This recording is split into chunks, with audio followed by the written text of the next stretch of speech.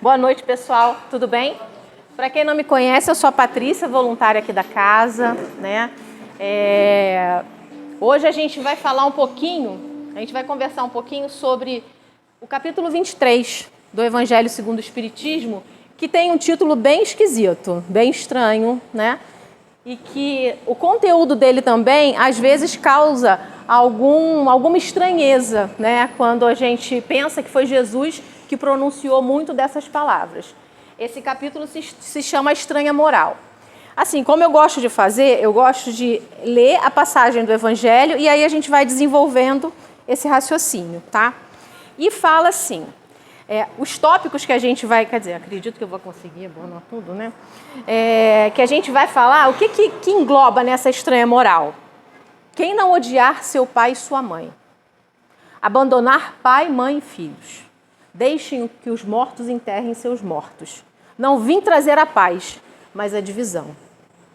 Acreditem, foi Jesus que falou isso. Pode parecer que não, mas foi. Mas o problema é que, às vezes, a gente interpreta a letra de forma seca. Então, a gente não tira o entendimento devido da palavra. Exatamente. Então, tem que contextualizar, entender a linguagem da época, e é o que a gente vai tentar fazer aqui para explicar um pouquinho esses tópicos, né? E nessa primeira passagem, que está em Lucas, capítulo 14, versículos 25 a 27 e 33, fala o seguinte... Jesus disse à grande multidão que caminhava com ele: não poderá ser meu discípulo aquele que vier a mim e não odiar o seu pai, sua mãe, sua mulher, seus filhos, seus irmãos e até mesmo sua própria vida. Assim, todo aquele que não carregar a sua cruz e não me seguir, não poderá ser meu discípulo. E todo aquele que não renunciar a tudo que tem, também não poderá ser meu discípulo. Quando a gente ouve isso, acha meio que estranho, né? Pô, Jesus falou isso? A gente abandonar pai, mãe, filho, papagaio, periquito, cachorro. Imagina abandonar meu cachorro? Jamais nessa vida. É meio esquisito isso, não é meio esquisito? Tudo tem um contexto, né? Para Jesus ter falado dessa forma. O que acontece? Primeira coisa, como você falou, a gente tem que contextualizar essa fala no tempo. Naquela época, né, em que Jesus encarnou entre nós, o povo hebraico, a linguagem hebraica era muito pobre. Então, assim, as palavras, uma palavra significava várias coisas, né, uma mesma palavra. Então, Kardec, que foi, né, o nosso grande codificador, foi ele que nos brindou, né, com essa maravilha que é a doutrina espírita.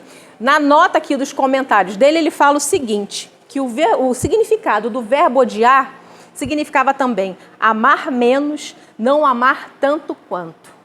Então, assim, como hoje pra gente, quando a gente fala, eu odeio alguma coisa, pra gente tem um significado. Naquela época, a palavra que significava, que tinha um significado de odiar, ela tinha outras, a gente empregava de outras formas, era empregado naquela época de outras formas. Então, não amar tanto, amar menos, né?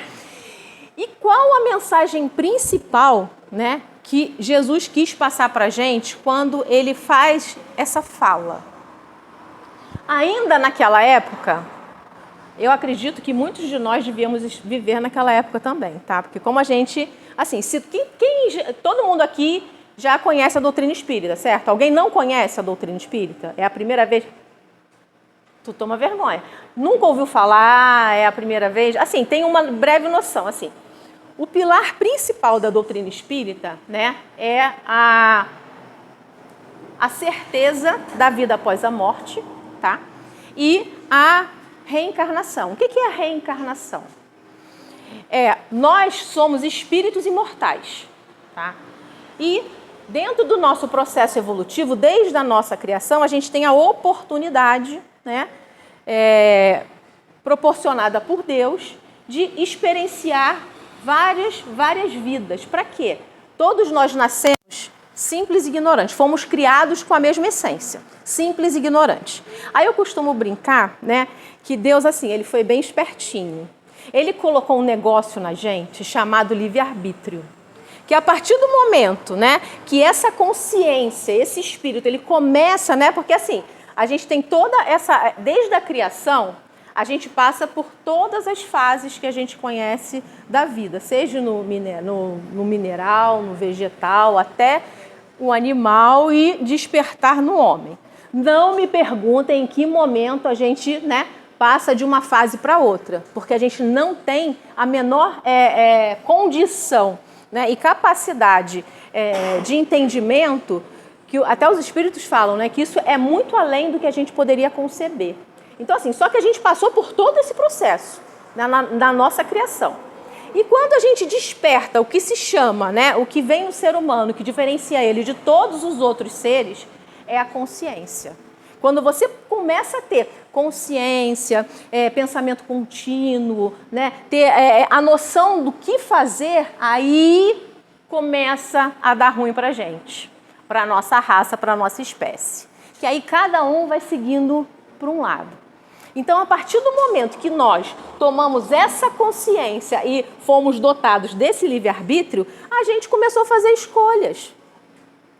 Sabe, a gente não tem a menor noção de quanto, por exemplo, se vocês vão perguntar para mim, quantas vidas eu já vivi, não faço a menor ideia.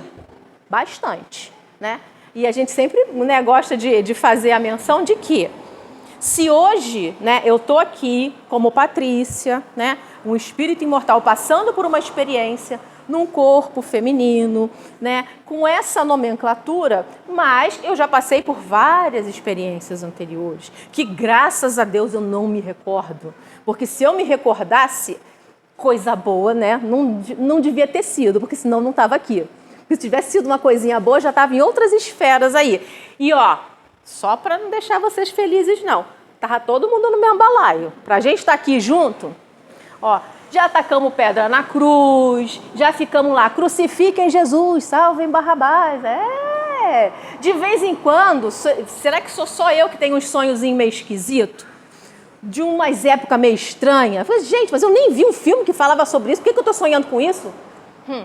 É a sua consciência te lembrando de algumas coisas, entendeu? Então, assim, não quer dizer que todo sonho quer significar isso, não. Mas, às vezes, a gente tem uns recorrentes que a gente fica até meio encafifado, né? Nossa, por que eu sonho tanto com isso? Eu não penso nem tanto nessas coisas. E, às vezes, você fica naquela. Mas aí é só você fazer uma reflexão profunda que você vai ver que, né, já fez parte da sua história em algum momento. Então, naquela época, para o entendimento daquele povo, né, quando Jesus começou a falar essas coisas, né, quem não abandonar pai e mãe, né, quem não negar, né, aquele que está próximo de você não vai ser meu discípulo. Por quê? Já há mais de 2000 anos atrás, nós, pobres mortais, ainda éramos muito apegados à matéria. Coisa que hoje a gente não é mais, né, gente? Nós já somos seres evoluídos, estamos em 2024, nós não somos apegados à matéria, correto? Correto? Ah, então tá bom. Ó, pra vocês verem, mais de 2000 anos à frente e a gente ainda erra na mesma coisa. Por quê? Jesus, né, dentro da escala da evolução espírita, né, espiritual, Jesus é considerado um espírito puro, tá? Nós estamos na escala de espíritos imperfeitos, entendeu? A gente está meio aqui, a gente tinha que subir um pouquinho, a gente já deu uma melhoradinha, porque, né, éramos primitivos, já passamos para espíritos imperfeitos, né? Então, assim, a gente vai subindo nessa escala. Mas Jesus, né, na época que ele veio, ele já sabia tudo o que ia acontecer.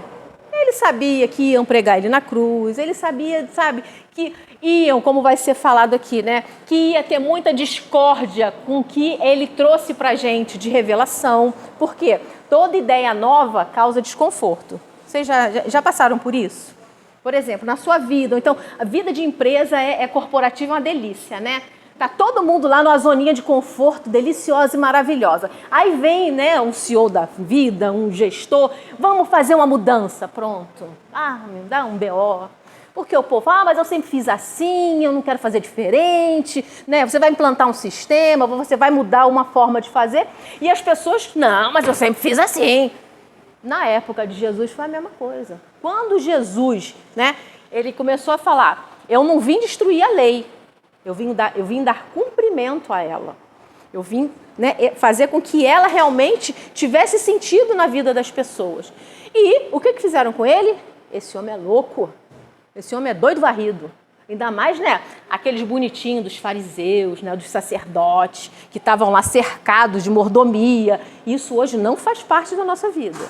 A gente não vê isso em lugar nenhum. Nem no centro espírita, nem em outra religião, a gente não vê isso. Porque as pessoas são humildes, né? As pessoas são simples de coração, o orgulho e a vaidade não fazem mais parte da nossa vida, fazem? Enfim, para reflexão. Então, Jesus começou a instigar as pessoas a pensarem, a refletirem que a vida não é só isso que a gente vê com os olhos da matéria, que a vida ela é muito maior. E é muito legal, porque eu sempre gosto de lembrar isso. Quando ele fala que veio dar cumprimento à lei, toda a movimentação de Jesus, quando a gente para estudar mais profundamente, está tudo relatado no Antigo Testamento. Tudo que está no Antigo Testamento da vinda do Messias, aquele que vai libertar o povo da escravidão, tudo estava lá escrito. E o povo judeu naquela época, quando começou a ter conhecimento, né? Nossa, o Jesus de Nazaré até falava, né? O que vem? Existe coisa boa vinda de Nazaré, porque Nazaré era uma cidade, tadinha, muito, muito mais ou menos, né? Então, assim, podia vir alguma coisa boa de Nazaré? Nada que prestasse, né? Então, assim, quando Jesus veio, muita gente ficou receosa. E começaram a dar valor e realmente entender a grandiosidade dele. Em que momento? Só quando ele falava? Só quando ele falava? Será que só quando ele falava essas coisas que começaram a perceber que Jesus poderia ser o Messias? Não. Ele teve que começar a mostrar. Porque é aquele negócio, já tinha um monte de São Tomé na vida, né? Até hoje. Se você, às vezes, não mostrar o milagre, a galera não, né? Você vem na Casa Espírita, por exemplo. Aqui a gente tem o trabalho das cartas consoladoras. E, às vezes, a pessoa vem naquela ânsia. Não, eu vim uma vez e eu preciso receber a carta do meu ente querido porque eu quero escutar, eu quero saber o que está acontecendo. Se naquele dia eu não recebi, é uma lorota, isso aí que fala, isso é uma mentira, tá vendo? Eu fui lá, não recebi nada. Às vezes não é no nosso tempo, porque como dizia o Chico, o telefone não toca daqui para lá, é de lá para cá. Entendeu? Tem toda uma complexidade, né, para poder a gente receber uma comunicação. Então, assim, e Jesus começou a falar, opa, esse povo, né, precisa entender que realmente eu sou o que eu sou. Aí começou o quê? A fazer os milagres, a curar as pessoas. E isso começou a incomodar o povo da época. Porque até hoje não tem aquela coisa que na religião, né, do povo judeu, o sábado é sagrado. O sábado é destinado, é um dia santo. Então você não pode fazer nada. Só que Jesus, o que ele fazia? Se tivesse uma pessoa que precisasse da ajuda dele, que precisasse da cura dele, não tinha sábado ou domingo que ele ia escolher para fazer a cura, né? E era muito engraçado que, por exemplo, se um pastor, naquela época, né, os pastores era o que se tinha mais de atividade, né? Era essas atividades de pastoreio, do campo, né? Se você tivesse uma ovelha sua, né, que ela foi acidentada, num sábado você podia cuidar da ovelha, mas não podia cuidar do irmão caído. Olha a falta de senso do negócio, olha a falta de medida. E Jesus falou, mas se você fala que você pode cuidar da sua ovelha que está machucada num sábado, por que eu não posso? E Deus permite isso? Deus não permite que eu acolha um irmão que está em necessidade? E ele começou a enfrentar esse povo nessa época. Então, assim, Jesus foi um grande revolucionário da época. Então, quando a gente fala que Jesus, que ele até menciona, né? Eu não vim trazer a paz, eu vim trazer a espada. O que é essa espada que ele está falando para a gente que ele veio trazer? Esse embate a essa ideia nova, mostrando para as pessoas que a ideia nova ela vai causar um desconforto e um transtorno. E que as pessoas não vão aceitar. Por quê? Lembra do exemplo que eu dei? Que não querem sair da zona de conforto? Naquela época era a mesma coisa. Para aquele povo que ainda era muito endurecido, assim, para eles o que valia só era a lei de Moisés. Só os ensinamentos que Moisés trouxe. E Moisés, na época dele, que dentro do Evangelho, quando a gente começa no capítulo 1, a gente aprende, né, sobre a primeira, segunda e terceira revelação. Primeira revelação, Moisés, com a lei de justiça, né? A segunda revelação, Jesus, com a lei de amor. E a terceira revelação, o Consolador prometido, que para nós é o Espiritismo. Por quê? O Espiritismo ele é baseado basicamente na consolação. A doutrina espírita ela não está aqui para convencer ninguém a nada. Ela simplesmente veio para dar esclarecimento e ampliar a lente para essas falas de Jesus. Então, quando Kardec se propôs a trazer para a gente, a fazer essa... Ele foi desperto. Se eu for falar de Kardec aqui, aí eu vou ficar só falando de Kardec, né? Vai ter um momento só, uma vez, enfim, só para contar a história de Kardec. Mas Kardec, ele foi preparado, né? Ele veio... né, de todo um preparo de encarnações anteriores, e na encarnação que ele veio como, o nome dele de batismo era Hippolyte Léon Denisard Rivail, né? Ele era um pedagogo da época, um estudioso, era um homem muito respeitado até no meio científico da época, e ele foi despertado pelas experiências que aconteciam, das mesas girando, voando, e é porque a espiritualidade querendo se comunicar com ele. E, enfim, só resumindo, que eu estou resumindo o negócio para vocês, tá? Aí ele se interessou por isso, ficou 15 anos, né? Ele já tinha 50 anos na época, quando ele teve acesso a esses fenômenos, e ele levou 15 anos para poder trazer para a gente a codificação que hoje a gente conhece, que aí tem o Pentateuco, né?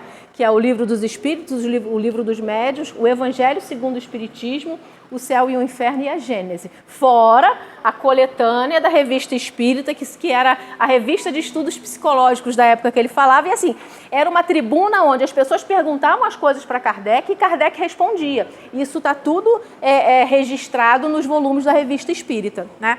Então, Kardec, ele começou a fazer toda esse estudo, né? Toda essa... É o que a gente fala, Kardec não criou nada. Ele codificou. Ele desenvolveu uma forma de comunicação com essa espiritualidade. Eita, caiu alguma coisa, caiu uma pena. Ele fez toda essa parte de organização dessa comunicação com a espiritualidade, porque toda a explicação que vem no Pentateuco é Kardec perguntando para a espiritualidade. Então, são os espíritos e aqui uma falange de espíritos superiores que fizeram todas essas revelações que hoje a gente tem na doutrina. Tá? Por isso que a gente fala... Quando você começa a ter esse contato com a doutrina espírita, é imprescindível que você tenha, que você realmente se aprofunde, que você conheça esses 5 livros, pelo menos, porque é a nossa base. Fora dessa base, a gente tem aí uma gama, aí a gente tem que falar muito do Chico Xavier, porque ele que meio que deu continuidade a toda essa grandiosidade que o Kardec trouxe e esclareceu muita coisa pra gente. Então, quando a gente tem as explicações aqui dentro do Evangelho, né, dessas passagens, foi Kardec conversando com essa espiritualidade. Então, a gente passa a entender que a fala de Jesus, aí o que eu falei, a gente dá um mergulho profundo na letra, a gente sai da superficialidade. Porque a todo momento, e faz muito sentido quando a gente olha para essa história hoje e olha para as falas de Jesus, você fica, a todo momento, Jesus quis mostrar para a gente que a vida não é só o que a gente vive no material. Ele mostrou para a gente, né, que, olha, ele desencarnou e reapareceu, né, em espírito e ficou 40 dias ainda com os apóstolos dele. Isso num corpo espiritual, não era num corpo material, era um corpo semimaterial. Tanto que, alguém sabe onde ficou enterrado o corpo de Jesus? A gente tem a história. Porque ele sabia que se ficasse algum resto mortal dele, isso daria muito problema. Não ficando nada corporal dele, a gente não viu aí que houve muitas guerras em nome de Deus e em nome de Jesus? As cruzadas. O que aconteceu na época das cruzadas? Se matava em nome de Deus. Levantava a cruz, né, que simbolizava Jesus. Como alguém que acredita, né, entende o que foi a figura, o que é a figura de Jesus, e que entende a grandiosidade de Deus, vai matar um irmão em nome de Deus? Vai matar um irmão em nome de uma religião que seja? Então, assim, o que ele veio trazer para a gente é isso, esse entendimento que a gente precisa ter dessa profundidade do significado da gente estar aqui hoje, da gente estar encarnado e da gente buscar essa nossa melhoria contínua enquanto ser humano. Por quê? Quem aqui já viu algum parente, algum amor, né, que desencarnou e esse ente querido desencarnado levou uma malinha com as coisinhas na mala, com um celularzinho, com um cartãozinho do banco, né, o Pixzinho lá? Alguém que foi assim? Vai que tem, né? Não. Como que a gente retorna para a prata espiritual? Com alguma coisa na mão? A gente retorna com o nosso corpo físico? Sabe o que a gente vai levar daqui, dessa experiência e das experiências que a gente já passou? A gente trouxe alguma coisa com a gente? Isso aqui eu trouxe da minha encarnação passada. Ó, mas está até bem, já está passadinho. Não.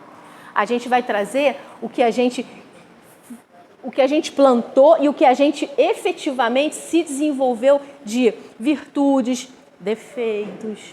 Porque a gente ainda tem esse pequeno deslize no nosso comportamento, né, que a gente ainda está muito apegado, porque hoje, até no livro dos Espíritos, tem uma questão, que é a questão em si, eu não vou lembrar o número de cabeça, que fala qual é a maior chaga da humanidade. O que mais traz desespero e derrocada para o ser humano? O egoísmo acompanhado do orgulho. O dia que nós, seres humanos encarnados, conseguirmos nos libertar, né, dessas duas chagas da humanidade, que é o orgulho e o egoísmo, a gente vai conseguir entender e praticar tudo aquilo que Jesus quis ensinar para a gente, né? Do amor universal, da gente se olhar realmente enquanto irmãos, porque nós não somos filhos do mesmo pai? Quem é o nosso pai maior? Quem nos criou, né? Aquela centelha divina ali. Quem criou a gente? Deus.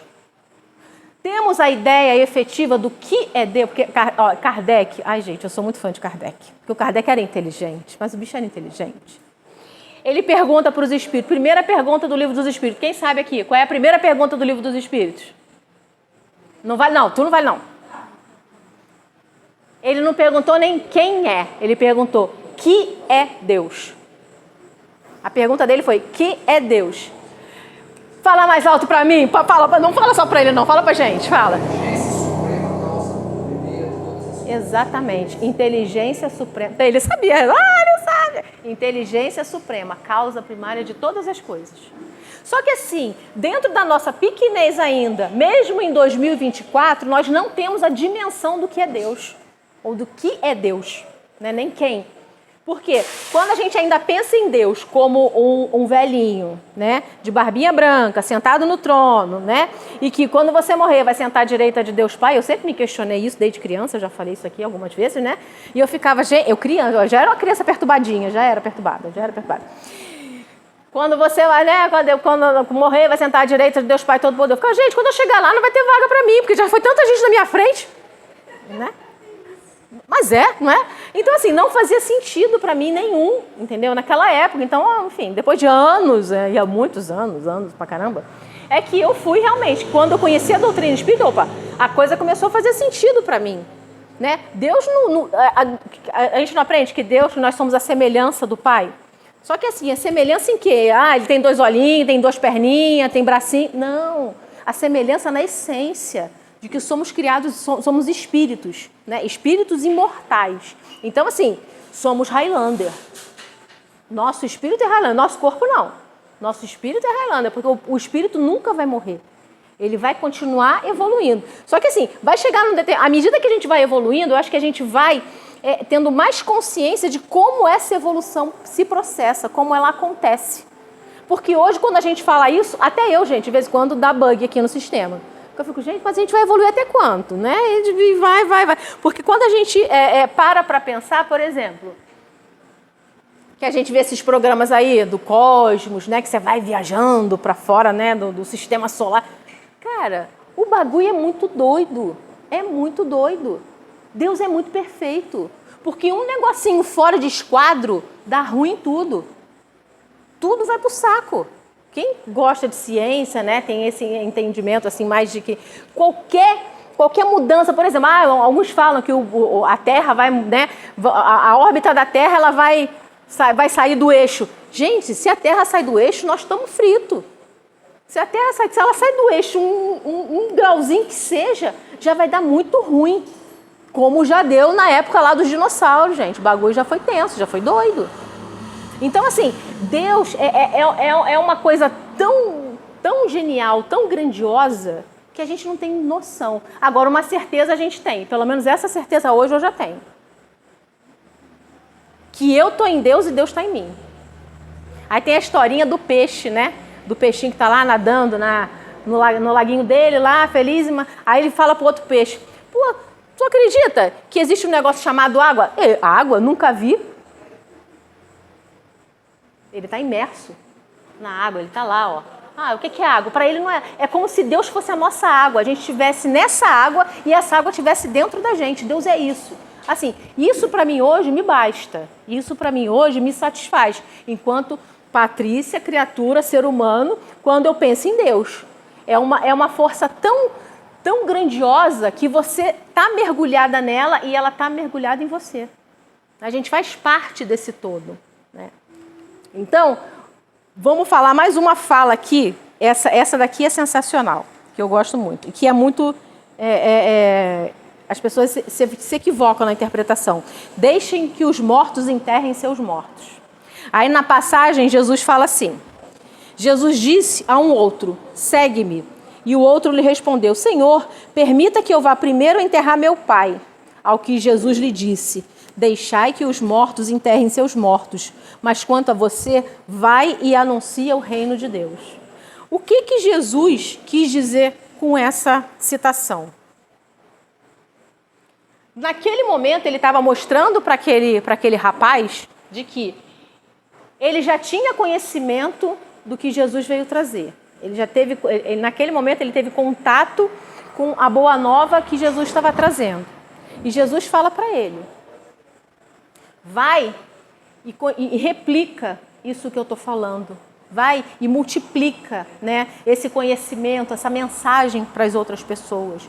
Porque quando a gente fica muito preso ao material, aí quando ele fala, deixai que os mortos enterrem seus mortos, ainda existem muitos irmãos nossos que ainda não despertaram para essa vida espiritual que cerca a gente e que a gente está imerso nela e que faz parte da nossa vida. Que tudo para eles é o que ele consegue pegar e o que ele consegue manusear e o que ele consegue possuir. Está preso, é escravo disso. Desde aquela época existiam pessoas assim. E até hoje, a maioria de nós ainda tem um apego muito grande à matéria. E a matéria, assim, ela é necessária para o nosso desenvolvimento, para a nossa vida.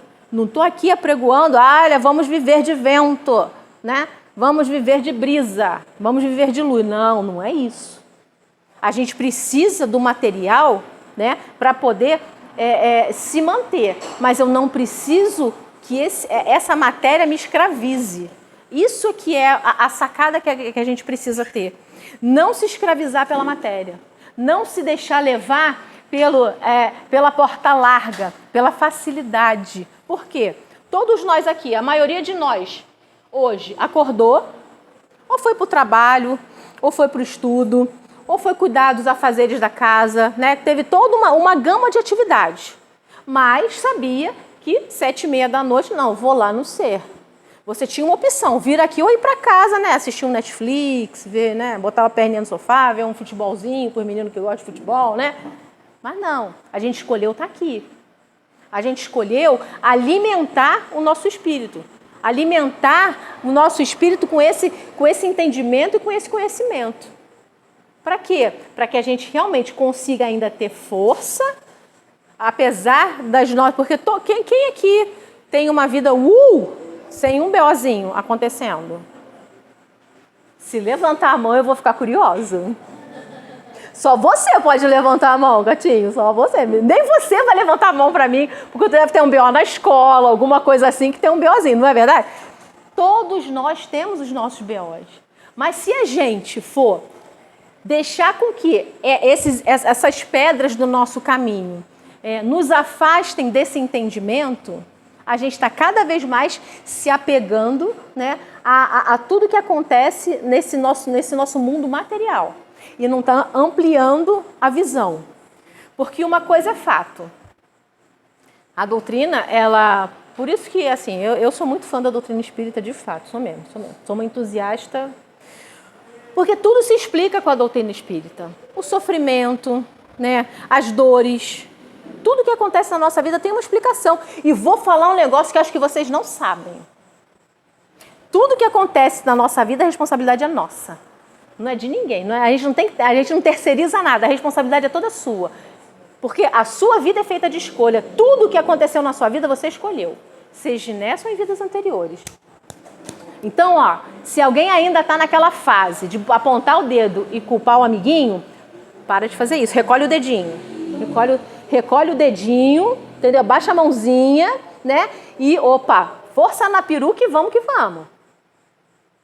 Porque a gente não tem um algoz atrás da gente. Se hoje a gente tem uma situação que causa desconforto para a gente, se a gente for analisar friamente, a gente vai ver a nossa responsabilidade, seja nesse momento, ou se você não consegue enxergar nesse momento, pode ter certeza que o momento anterior, numa encarnação passada, foi batata. Porque, quando você tem um trabalho de auxílio aos irmãos desencarnados, que a gente chama, né, de desobsessão, socorro, geralmente, quando uma pessoa chega aqui para fazer um tratamento desse, aquele amiguinho que acompanha, que é o dito obsessor, já foi um grande amor. Porque ninguém, a gente só vira inimigo do outro quando antes aquele inimigo era alguém que a gente tinha alguma consideração. Porque se fosse alguém que você nunca conheceu, como é que você vai ter ódio de uma pessoa se você nunca conheceu ela? Você fica frustrado quando você ama alguém ou você considera alguém e aquela pessoa te passa a perna, te trai, te mata, faz alguma coisa. Aí sim. Mas aí você vai ver a história. Então é muito interessante. Um direcionamento que eu dou para vocês fazerem, para entenderem isso, é ler as obras de André Luiz, que é A Vida no Mundo Espiritual, psicografia do Chico, pelo espírito André Luiz, que fez o Nosso Lar. Quer ver? Quem viu o filme? Nosso Lar 1 e 2. Nosso Lar 1 e o 2, Mensageiro. Quem leu o livro? Poucos. São 13 livros essa coletânea. Gente, é sensacional. É sensacional. Você pensar que esses livros Chico começou a escrever na década de 40 e eles são tão atuais nos dias de hoje, trazem... Quem viu o Nosso Lar, gente, pelo amor de Deus, aquele livro foi escrito em 1940. Quando você vê o filme, o que você vê lá quando o André Luiz vai querer fazer a comunicação lá, né, para a família dele? Umas mesinhas lá, com um bagulho lá que era o quê? Um computador, um laptop. Em 1940 tinha laptop? Tinha computador? Tinha celular? Só na minha época tinha os Jetsons, né, que era top, né? Quem tiver mais de 50 vai saber o que eu estou falando.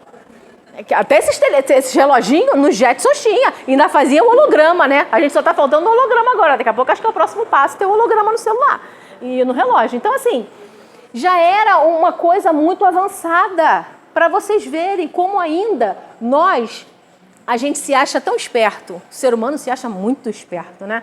Só que o mundo espiritual está há anos-luz na nossa frente. Nós somos uma cópia muito mal feita do que acontece na espiritualidade. Mas vamos chegar num nível de evolução onde tudo isso que hoje a gente toma conhecimento pela espiritualidade, que o Chico trouxe muita coisa pra gente, a gente tem que reverenciar muito o Chico Xavier. Realmente, ele foi uma pessoa assim, não tem nenhum outro médium que chegue assim, só Divaldo tá ali hoje ficando muito par e par com ele, né? Mas o Chico, cara, ele foi o primeiro, ele foi o desbravador dentro do movimento espírita no Brasil. Ele deu uma sustentação e dá uma sustentação, são mais, hoje acho que já está em quase 500 obras que o Chico psicografou. E a gente fala, né, que a maior homenagem que a gente pode fazer para ele é ler os livros dele. Por isso que todo ano tem, eu não sei se vocês sabem, tem a Feira do Livro Espírita, que hoje está acontecendo sempre, há uns 3 anos já acontece na Praça do Aquários, né, no mês de agosto. Cara, a gente precisa usar isso. A gente precisa ter acesso a essas informações. Para quê? Para que cada vez a nossa mente se abra e a gente consiga entender a grandiosidade que é toda esse mundo espiritual que se descortina à nossa frente. Tem um livro que eu também, né, que eu dou de sugestão para vocês, mas quando as pessoas veem a grossura do livro, não quer ler. Mas eu falo, leia, porque vale a pena. Paulo e Estevão. É a história do apóstolo Paulo. Gente, aquele livro é para ler assim, é para... Deixa eu ver. Qual o livro que ele está na mão? Paulo e Estevão. Olha lá, olha lá. Ai, gente, isso. Gente, esse livro é assim, é uma coisa... E deixa eu contar um negócio para vocês. Eu não sei se vocês conhecem a Casa do Caminho. É o centro que tem ali perto da rodoviária velha, lá no centro. Tem um senhor... a Casa do Caminho tem uma livraria. Livraria da Casa do Caminho. Tem um senhor chamado Senhor Mário Vinhas. Ele toma conta da livraria, já há muitos anos, ele é trabalhador. Semana passada ele deu uma aula na nossa EAE, lá no Paulo de Tarso. Ele simplesmente narrou esse livro inteiro, de cabeça. Parecia que ele estava transportando a gente para a época. Gente, a gente ficou extasiado, 1h30 ali, todo mundo assim, ó, extasiado. Mas essa obra, ela é uma obra que ela traz assim... É a história do apóstolo Paulo, né? Que era antes dele virar Paulo, ele se chamava Saulo de Tarso. E tem ali o primeiro mártir do cristianismo, né? Que foi Estevão. Então, assim, eu não vou contar a história para ninguém, porque todo mundo fica curioso, nem que deseje o audiolivro, ler aquela bagaça. Eu ia. Aí eu não acabei. Tá, já vou rapidinho. Eu já acabo aqui. Não, tá vendo, gente? As pessoas me cortam. Então, assim, é uma história que, assim, você começa a ler o livro, você não quer parar. E ele tem duas partes. Tem a primeira parte, né, que ele ainda é o perseguidor. Ele foi um dos maiores perseguidores de cristão da história. Foi o Saulo de Tarso. Então, assim, quando ele via que tinha algum cristão, o negócio dele era matar cristão. Por quê? Para ele não valia, só valia o que estava escrito na lei de Moisés. E Jesus e todos os seus seguidores, ele foi assim, ele foi querendo sacrificar todos eles. Fala, amor. Exatamente. Então, mas aí você vê, a espiritualidade não dá mole não. Só vou contar um trechinho para vocês, né? Ele se engraça lá com a menina, né? Que é a Abigail. Quem é a Abigail? Quem é a Abigail? É a irmã do Estevão, né? Que é o Gesiel, né? Que antes de ser Estevão, ele teve que mudar de nome, era o Gesiel. Então, assim, e ela só reencontra o irmão, que aí teve uma história, aí tem uma história, tem que ler a história. Tem uma história lá, separaram os irmãos para lá, e ela reencontra o irmão no dia que Saulo ainda estava mandando matar o Estevão. E naquela hora ali, aí dá um bafafá. Aí o bagulho fica doido, né? Já chegou nessa parte? O bagulho vai ficar doido. Ai, desculpa, o bagulho vai ficar... Aí, primeira parte, meu filho, é tiro, pancada e bomba. Olha, já fala besteira. Tiro, pancada e bomba, né? E você fica... A gente toma uma raivinha do Saulo, toma uma raivinha de coração dele, né?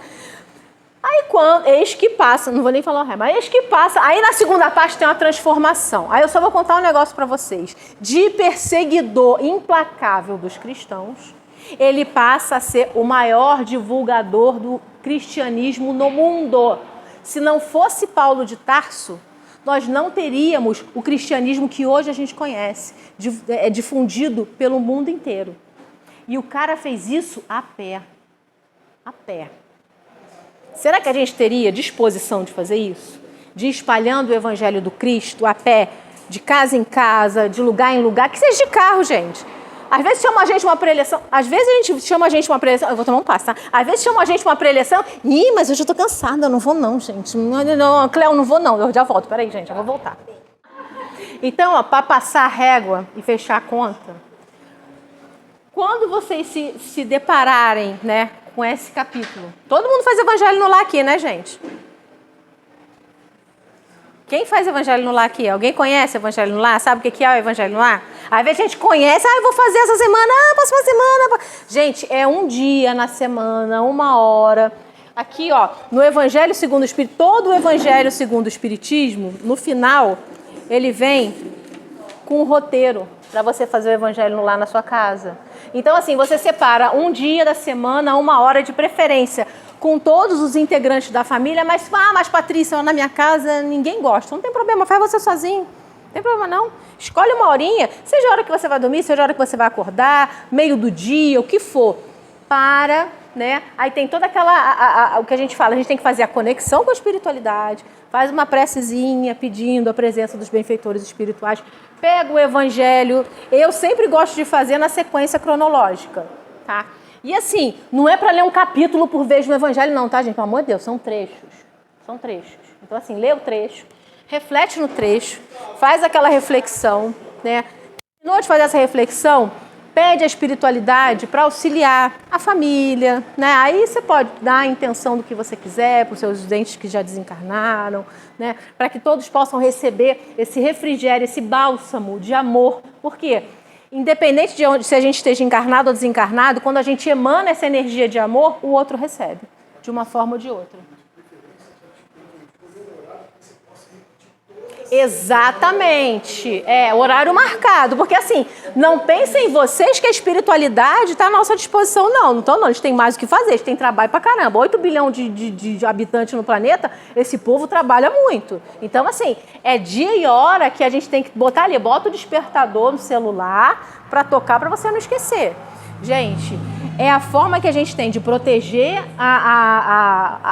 fazer a higienização, né, espiritual da nossa casa, blindar a nossa casa das influências, porque assim, hoje a gente vive num mundo que ele está muito assim, conturbado na psicosfera como um todo, né? A humanidade, ela está meio desequilibrada, né? Está meio desequilibrada como um todo, né? Então, se você não se blindar e se você não se proteger, você entra nessa faixa vibratória e você começa a ficar meio perturbadinho também, tá? Você começa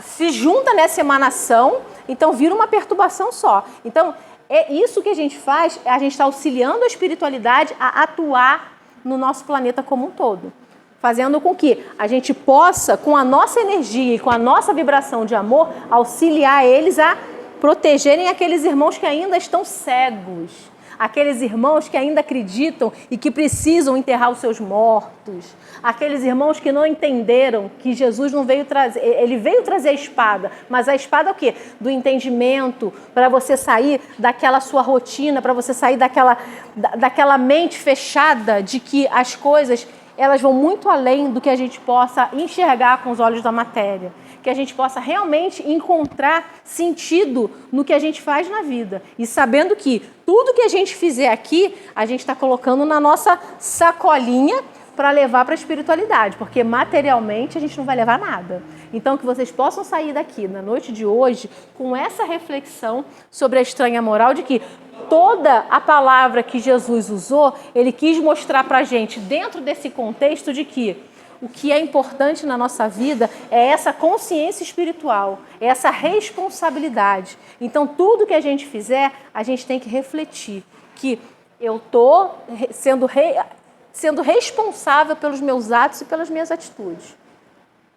Que eu preciso da vida material, sim, porque eu preciso me manter, eu preciso comer, eu preciso prover a minha família, né? Eu preciso dar educação para os meus filhos, mas eu não preciso ficar escravo de nada disso.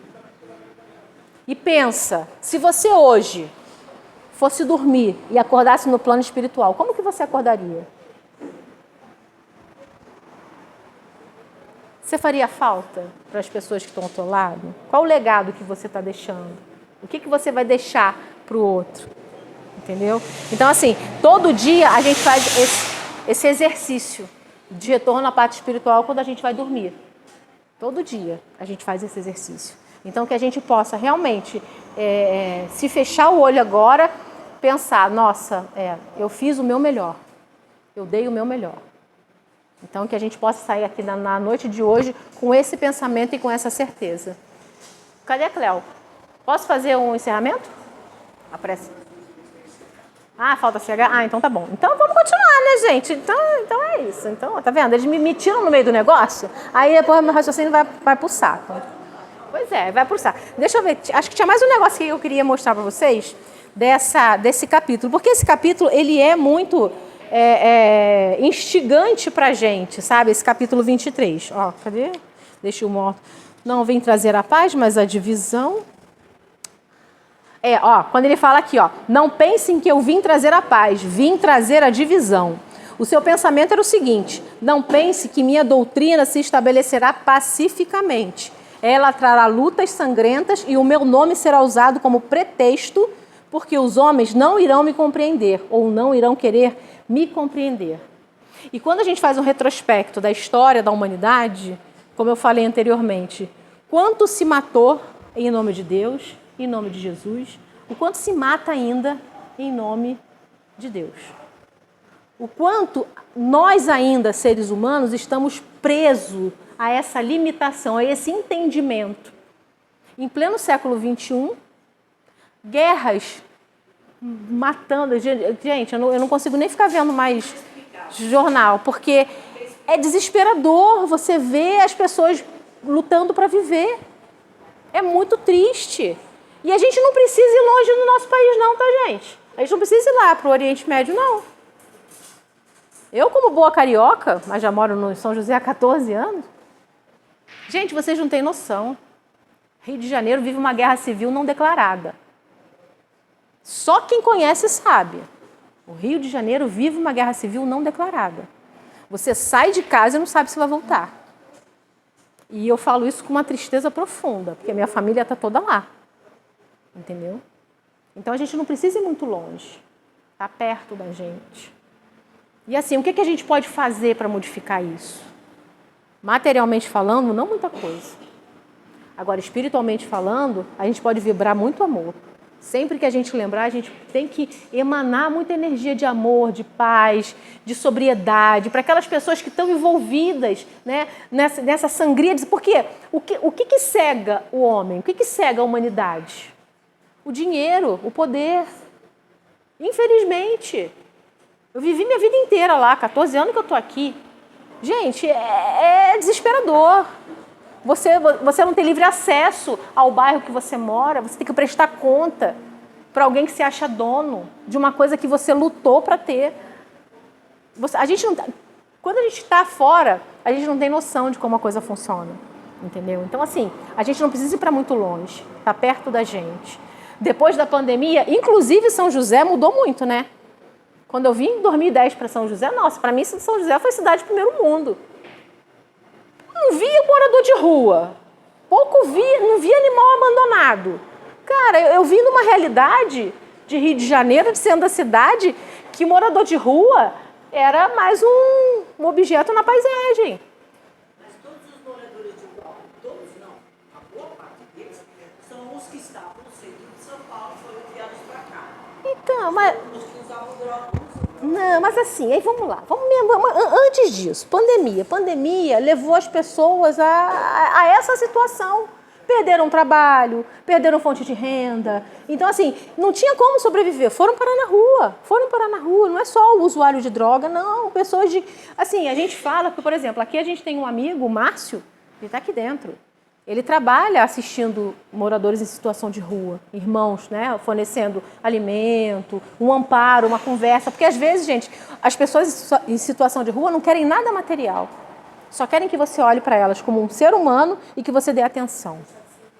Exatamente. Que seja... Nunca mais eu parei num sinal e não deixei de abrir um vidro para falar, mesmo que eu não tenha nada para dar. E se eu tiver, eu dou. Dou mesmo, porque eu dou com uma intenção. Se vai usar para outra coisa, aí o problema não é meu. Saiu de mim com boa intenção. Mas eu gosto de olhar e conversar. E olhar no olho, sabe? E desejar o melhor. Porque eu fico pensando, se fosse eu naquela situação, como que eu ia me sentir? Será que eu ia realmente simplesmente julgar que é um viciado, que é um isso, que é um aquilo? Gente, nós não temos o direito de julgar ninguém. Ninguém. É aquela coisa, não julgueis para não ser julgados.